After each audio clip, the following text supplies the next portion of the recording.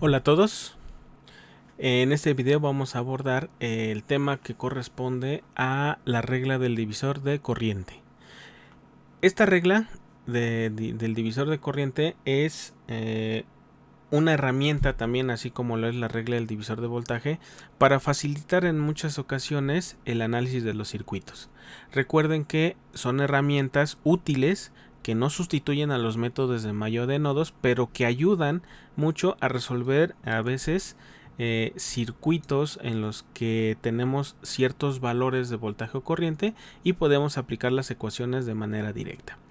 Bien, la regla del divisor de corriente está definida por los siguientes puntos. Primero, la regla del divisor de corriente es una herramienta que se utiliza para calcular la corriente de un resistor o grupo de resistores sin necesidad de calcular el voltaje en ellos.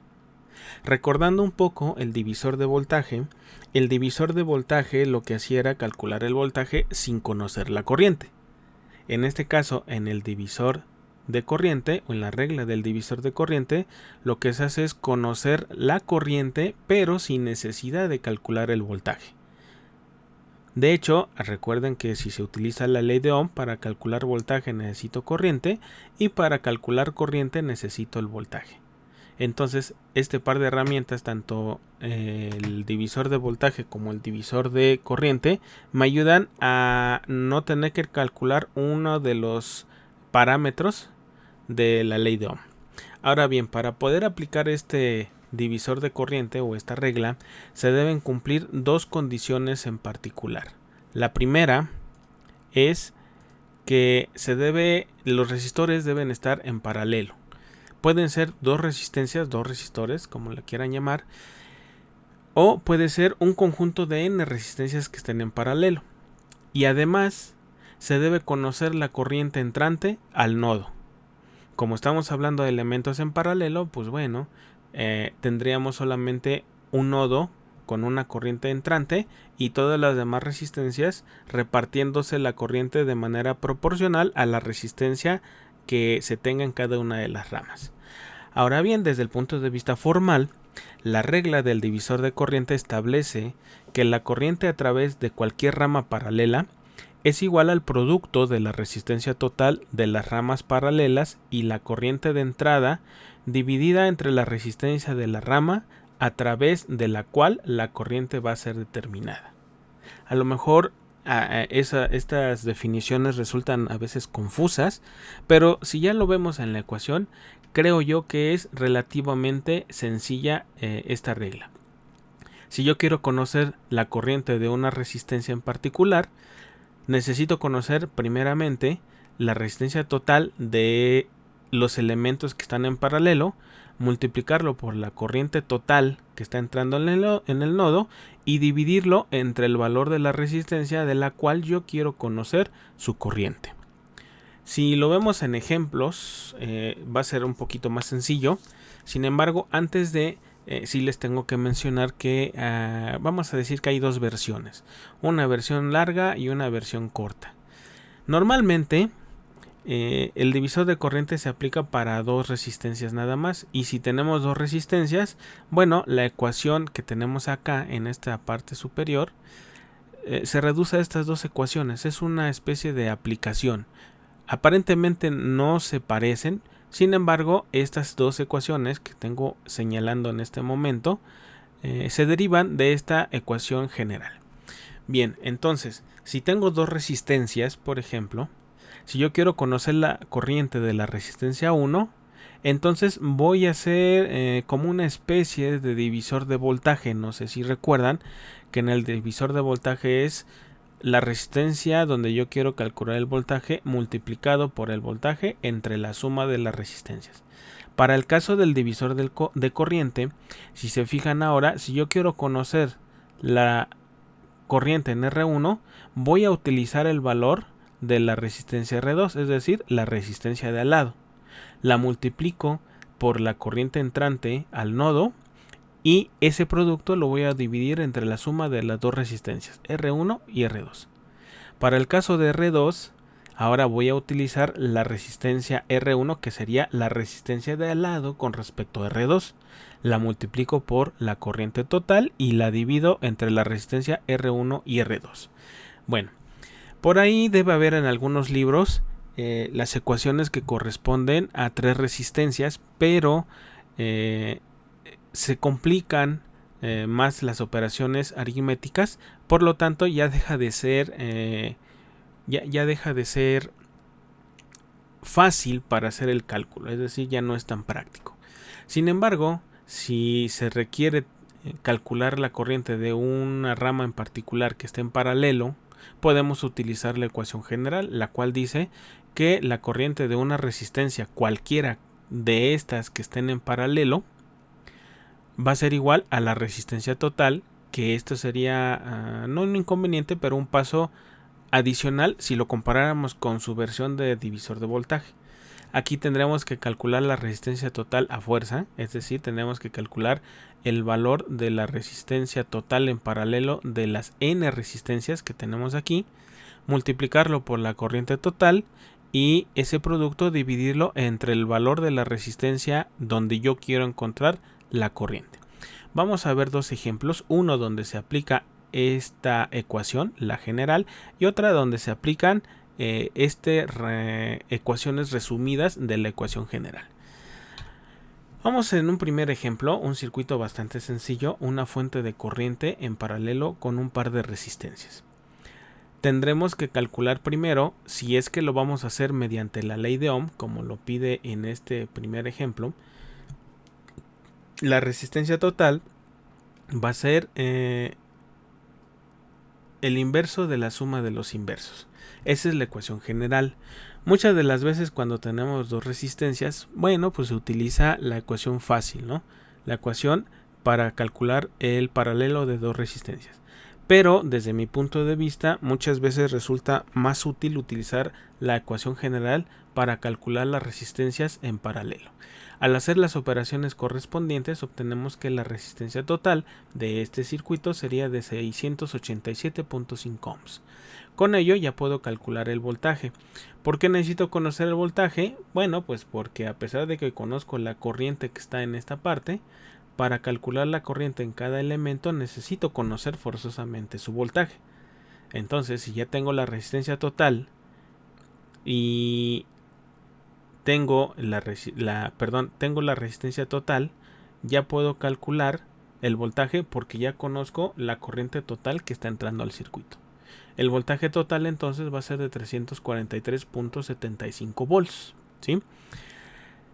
Una vez que ya tenemos estos valores, ya se puede calcular la resistencia en cada uno de los componentes, que no va a ser más que el voltaje dividido entre la resistencia. Y con ello, bueno, haciendo las operaciones, resulta que la corriente en R1 es igual a 343.75 miliamperes y la corriente en R2 es igual a 156.25 miliamperes. ¿Ustedes creen que se puede reducir el número de operaciones a realizar con el divisor de corriente? Pues bien, vamos a verlo. El mismo ejemplo, ahora utilizando la regla del divisor de corriente, se resume a esta operación. Recuerden que teníamos dos ecuaciones resumidas cuando tenemos dos resistencias en paralelo nada más. Entonces, si yo quiero conocer la corriente de la resistencia R1, entonces voy a utilizar la resistencia de al lado, es decir, R2, la voy a multiplicar por la corriente total que está entrando al nodo y la voy a dividir entre la resistencia total, es decir, en este caso, no sería la total, sería la suma de R1 más R2. Al hacer las operaciones, me da que para la corriente R1 tenemos 343.75 miliamperes. Para la resistencia R2, ahora estamos en esta resistencia, vamos a multiplicar la resistencia de al lado, es decir, R1, lo vamos a multiplicar por la corriente total que está entrando al circuito y vamos a dividirlo entre la suma de las dos resistencias. Al hacer la operación nos da un valor de 156.25 miliamperes. Si comparamos las dos diapositivas, la anterior y esta, podemos ver que en esta hicimos un poco más de operaciones aritméticas, mientras que en esta salió de forma muy sencilla y muy directa. Si lo comparamos con la simulación y vemos cuáles fueron los resultados de cada uno de ellos, podemos encontrar que en la simulación para R1, la corriente sobre R1 nos da un valor de 343.7 miliamperes, lo cual ya lo habíamos previsto a través del uso de la ley de Ohm o a través del uso del divisor de corriente. Para el caso de la resistencia R2, podemos ver que su corriente es de 156.2 miliamperes y que nos da exactamente ese valor tanto por la ley de Ohm como por el uso del divisor de corriente. También podemos ver que el voltaje que hay en el nodo es de 343.7, lo que tenemos aquí en este numerador cuando se utilizó la ley de Ohm. Bien, esto es para cuando se tienen dos resistencias y normalmente el divisor de corriente se utiliza cuando tenemos dos resistencias. Sin embargo, si llegamos a tener más de dos resistencias, es decir, 3, 4, 5, n resistencias, pues bien tendremos que acudir a la ecuación general del divisor de corriente. Sin embargo, vamos a comparar nuevamente, vamos a utilizar la ley de Ohm y en la ley de Ohm vamos a calcular primero la resistencia total. En este caso, aplico la regla de cálculo de las resistencias en paralelo, que es el inverso de la suma de los inversos, y haciendo las operaciones correspondientes, la resistencia total me da un valor de 289.47 ohms. Ahora bien, para calcular el voltaje, bueno, ya nada más multiplico la corriente entrante al nodo por la resistencia total y me da un valor de 72.36 volts. Con este valor de voltaje y el valor de cada resistencia, pues aplicando la ley de Ohm nuevamente, podemos calcular cada una de las corrientes que tenemos en cada uno de los resistores.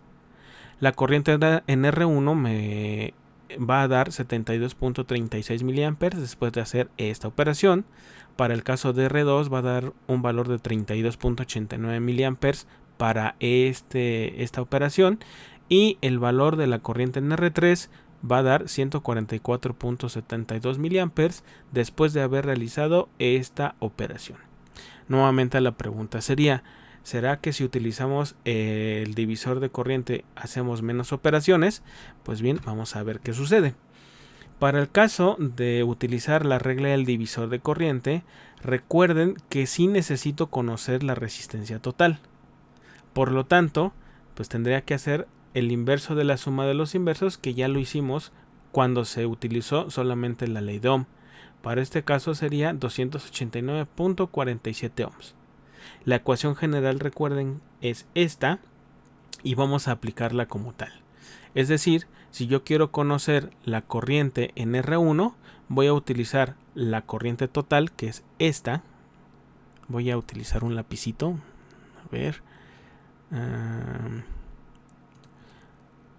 Esta resistencia total es esta que tengo acá, ¿sí?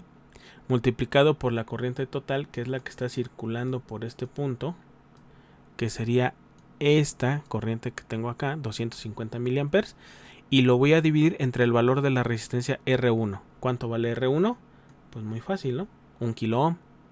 Al hacer la operación me da un valor de 72.36 miliamperes. Ahora, para la resistencia R2, nuevamente, tenemos la resistencia total, que sería este valor. Lo estoy colocando en este punto.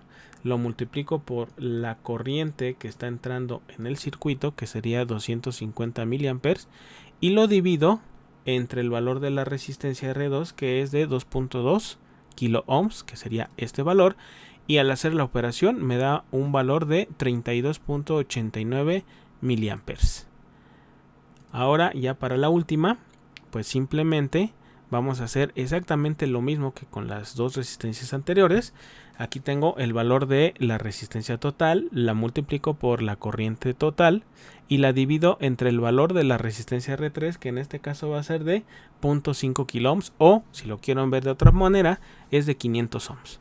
El valor para la corriente R3 utilizando la regla del divisor de voltaje es de 144.73 miliamperes. Bien, si hacemos la comparativa de ambos, podemos ver que la simulación coincide con los valores que se calcularon. La corriente R1, de acuerdo a la simulación, tiene un valor de 72.37 miliamperes, que sería lo que obtuvimos en ambos cálculos, tanto por la ley de Ohm como por el divisor de corriente. Para la resistencia R2 tenemos un valor de 32.9 miliamperes en cuanto a su corriente. Podemos ver aquí que hay una pequeña diferencia, podemos despreciarla o aproximarla. Podemos ver que aquí tenemos 32.89 y por el divisor de corriente también obtuvimos 32.89. Finalmente, para R3 también podemos ver que la corriente, de acuerdo al simulador, fue de 144.7 miliamperes y ese valor parece que sí coincide tanto por la ley de Ohm como por el divisor de corriente. Hay unos decimales adicionales, pero bueno, podemos ver que el valor obtenido se asemeja tanto en lo calculado como en lo simulado. Bien, entonces, la regla del divisor de corriente, aquí hay un error, hay que corregirle, una disculpa. Aquí debe decir divisor de corriente, ¿sí? Me va a ayudar mucho a simplificar las operaciones, sobre todo cuando tengo únicamente dos resistencias. Ahora, ¿en qué momento puedo utilizar una u otra? Bueno, por cierto, ya corregí aquí la diapositiva. Aquí te decía divisor de voltaje y no, debe ser divisor de corriente. Estamos hablando del divisor de corriente. ¿Qué me conviene más utilizar? La ecuación general. Me voy a regresar a algunas diapositivas hacia atrás. ¿Cuál me conviene utilizar? ¿La ecuación general o la ecuación reducida? Bueno, pues ahí ya depende de las circunstancias del circuito. En algunas ocasiones a veces llega a convenir reducir una parte del circuito, es decir, calcular, si yo quisiera conocer la corriente de esta resistencia, entonces reduzco todas las demás a una sola para llegar a este formato y aplicar estas ecuaciones que son relativamente más sencillas. Sin embargo, en el divisor de corriente, pues prácticamente se llega al mismo número de operaciones aritméticas que se tienen que desarrollar, ya sea utilizando la regla del divisor de corriente como tal o las ecuaciones del divisor de corriente para dos resistencias nada más. Entonces, si en un circuito ya se tiene de manera directa un par de resistencias, pues bueno, pues convendrá utilizar las ecuaciones que estoy marcando en este momento. Sin embargo, si ya tengo más resistencias, pues va a resultar lo mismo reducirlo y después aplicar estas, que reducirlo y aplicar de manera directa la ecuación general del divisor de corriente. Bien, espero que haya quedado claro el tema, que les pueda ayudar a comprender esta pequeña herramienta. Siguen siendo herramientas que están enfocadas a utilizarse sobre todo en los teoremas de los circuitos, que es donde vamos a utilizar divisores de voltaje, divisores de corriente. Vamos a utilizar también los conceptos de cortocircuito y circuito abierto y sobre todo para trabajar con el teorema de Thevenin y el teorema de Norton. Bien, eso es todo. Gracias por ver el video y nos vemos hasta la próxima.